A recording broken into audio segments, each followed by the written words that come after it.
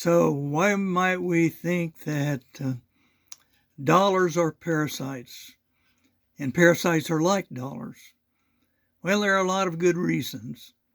If you get infected by dollars, sometimes it alters your health.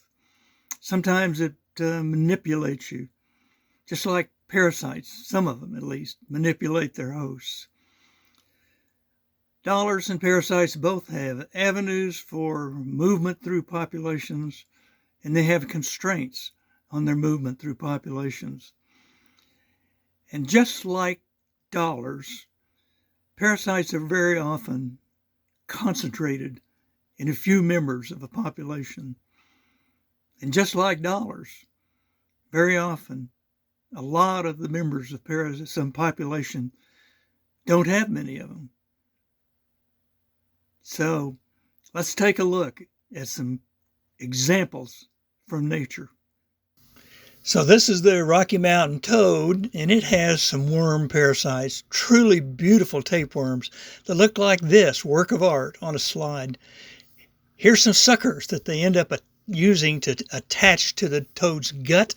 And if you look at those worms more closely, see all those lines across them? Those are actually segments of the tapeworm that are going to end up being full of eggs, just like what you're seeing there. And if you look at them more closely under the microscope, you can see those eggs in capsules, and they are going to go out with the toad feces into the environment. That toad's going to crap out those worm eggs. Something's going to eat those worm eggs. Toad's going to eat that something, get another worm, and along comes a parasitologist. Okay, here's a distribution of tapeworms in Nebraska toads, and look at it. Most toads had no tapeworms, or very few, and the 7 toads had more worms than all the others combined. That's very similar to the distribution of wealth in the United States, where the vast majority of the population has relatively few dollars, but more than 90% of all of those parasite dollars are in a small percentage of the population. Those parasite dollars have avenues for movement, and they have constraints on their distributions. And so the avenues and the constraints, like those red lights, for example, are what determine the distribution of dollars in that population of human beings, just like parasites.